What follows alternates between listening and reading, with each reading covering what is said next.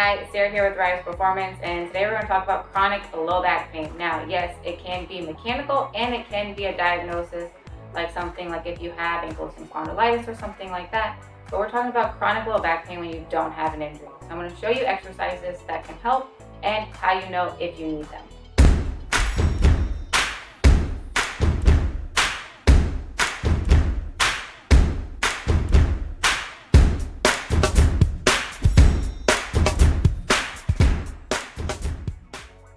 Three reasons you know that you might need these exercises are: one, you have constantly tight low back. It can be on one side or on both. Or you have disc injuries that are constantly reflaring. Or when you put your feet together and you bend down to touch your toes, you either get stuck or you can't fully go all the way down. The first exercise that's going to help your tight low back is changing your center of mass. So what happens is if your hips lack relative motion, so they're not internally and externally rotating, they're going to start moving in conjunction with the lumbar spine. So what's going to happen is if you have externally rotated hips, your lumbar spine is going to start to arch. What this looks like is maybe if you stand like this. So you have this arch here and everything is pushed forward. So you're anteriorly oriented. So everything is pushed forward. This is going to cause these muscles to become tight and your hips to become dysfunctional. This exercise is to help change your center of mass. Your muscles respond to joint movement, but your joint movement responds to the pressure system inside your body. So this is going to help with that. You're going to take a TRX.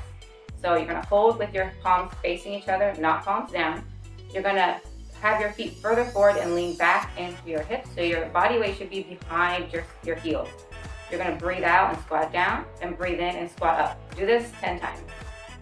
The second exercise is a side plank, but I want you to get the most out of it, and here's why. So if you have hips that lack range of motion, then they're usually going to be, one's going to be externally oriented, and you're going to see this in the side plank. So what's going to happen then is then your lumbar spine is going to have that compensation pattern of being anteriorly oriented and pushed forward. So what you want to do first is correct that rotation of your hip. Get more motion out of the hip, then go back into the side plank, and you'll see that the compensation pattern is no longer there. The side plank is a classic exercise for disc pain. Now, you want to get the most out of it. So what you want to do is you're going to get on your knees. This is a regressed version. So you're going to be on your knees and on your elbow. You might find that you have less pain when you're doing it on your right side than the left. This is a common occurrence, and working with somebody one-on-one can help you address why this is. What you're going to do is you're going to get on your elbow and your knees, and you're just going to hold this position. You want to make sure your hips are completely in line with your spine, and you're not making any V shape at all.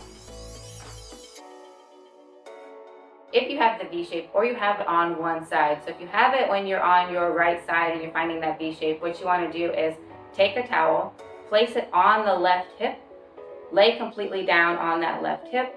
You're going to lay completely down, and then what you're going to do is take your right hip and you're going to breathe out and push that right hip forward. Breathe in and pull it back. Breathe out and push it forward. Breathe in and pull it back. Do this 8 times and then go back to the side. The last exercise is to help with constant low back pain. So you don't want to stretch it, but you might feel this activate a lot when you walk. So this exercise works your internal and external obliques. So they work together. So as you take a step forward, your internal oblique should be working and your external oblique should be working. If they don't work, you might find that you get low back tightness. Again, do not stretch it, work it. 1, 2, again, get in the side plank. So you're going to be on your elbow and on your knees. What you want to do is if you're on your right elbow, you want to push the ground slightly away. This allows that rib cage to expand during this exercise. Then you're going to take your left arm and put it on the opposite shoulder.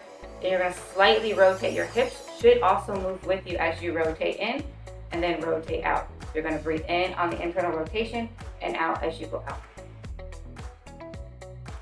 Again, this is Sarah with Rise Performance. These are just 3 exercises that can help with low back pain. There's a lot of other reasons why you might have it. If you would like to know more about back pain or especially disc injuries, please comment below. Again, like and subscribe my page and sign up for my app, which is releasing soon below.